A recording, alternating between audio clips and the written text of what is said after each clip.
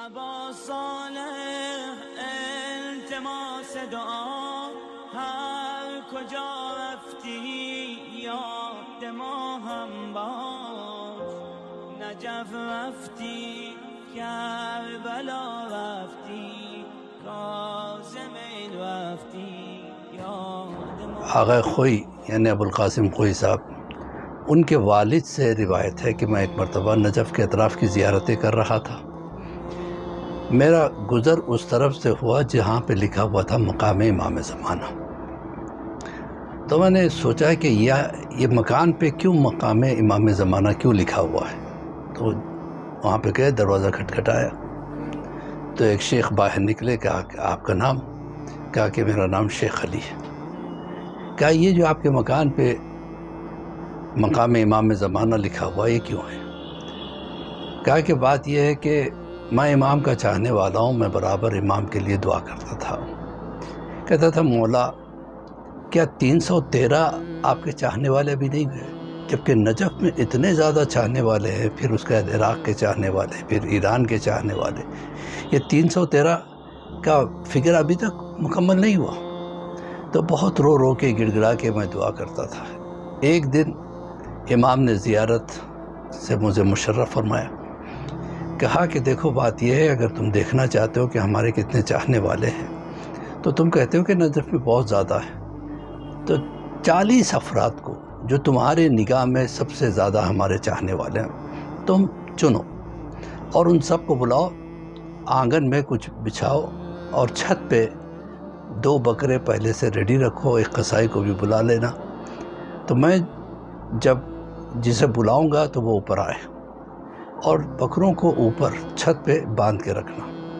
کہا ٹھیک ہے مولا، میں ایسے ہی کرتا ہوں. شب جمعہ کو انہوں نے جو ان کے نگاہ میں سب سے بہترین مومن اور بہترین امام کے چاہنے والے ہیں ان کو دعوت دیا. کہا کہ آؤ آج امام زمانہ سے ملاقات کا وقت ہے. امام نے بلایا ہے. تو صحن میں جو ہے نا بچھایا گیا اور 40 بہترین چاہنے والے امام کے آگے اس وقت کے جو بھی تھے. اب یہ کہتے ہیں کہ شیخ علی کہ جب ہم سب تیار ہو کے بیٹھ گئے امام سے ملاقات کے لیے تو آدھی رات کے قریب ایک نور ہمارے چھت پہ چمکا اور ہم سب بیٹھے ہوئے تھے. اوپر سے آواز آئی کہ قصاب کو اوپر بھیجو، فلاں قصاب کو اوپر بھیجو. قصاب کو اوپر بھیجا گیا. تھوڑی دیر کے بعد دیکھا کہ وہاں کے پرنالے سے خون نیچے آنے لگا. تو ان لوگوں نے آپس میں گفتگو شروع کی. دیکھا امام جب آئیں گے تو سب سے پہلے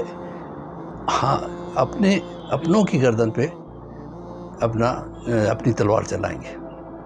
ان کے جو ماننے والے ہیں ان کو پہلے جو ہے نا قتل کریں گے. یہ روایت اس کا مطلب صحیح ہے. یہ ان کو بلایا اور قتل کر دیا گیا. دیکھو خون آ رہا ہے. تھوڑی دیر کے بعد شیخ علی کے لیے آواز آئی، شیخ علی اوپر آ جاؤ. شیخ علی اوپر گئے تو دیکھا کہ قصاب بیٹھا ہوا ہے، ایک بکرا ذبح ہے. امام نے قصاب سے کہا کہ دوسرا بکرا ذبح کرو. دوسرا بکرا ذبح ہو گیا.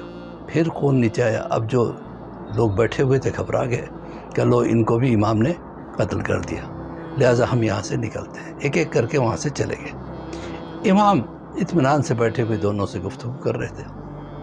امام نے کہا کہ کیا خیال ہے تمہارا، نیچے کتنے لوگ ہوں گے؟ کہ مولا 40 لوگ آپ کی زیارت کے مشتاق ہیں. کہا کہ ٹھیک ہے اگر وہ ہیں تو بلا لو اوپر. ایک مرتبہ شیخ علی کہتے ہیں میں نے آ کے جو دیکھا تو ایک بھی باقی نہیں رہا. میں اوپر گیا، مولا سب چلے گئے. کہ دیکھا ان کی محبت اتنی ہے، کیا یہ سمجھتے ہیں کہ میں اپنی تلوار سے اپنے چاہنے والوں کی گردن نہیں اڑاؤں گا؟ میں تو گناہ گاروں کو قتل کروں گا، جو مجھے مانتے نہیں ان کو قتل کروں گا.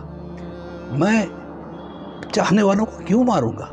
یہی میرے چاہنے والے ہیں. اب تمہیں یقین ہو گیا کہ ابھی 313 مکمل نہیں ہوئے. یہ کہہ کے امام غائب ہو گئے. تو اس کا مطلب یہ ہے کہ امام منتظر ہیں ان کے چاہنے والے تیار ہوں، اور امام جو ہے نا ان سے مشتاق ہے زیارت. جس طریقے سے ہم زیارت کے مشتاق امام کے، امام بھی ان سے ملنے کے لیے مشتاق ہے. لہٰذا دعا کریں کہ پروردگار عالم ہمیں ان افراد میں شمار کرے جو واقعاً امام کے چاہنے والے ہیں اور امام جس کا انتظار کر رہے ہیں. الأجل مولا مولا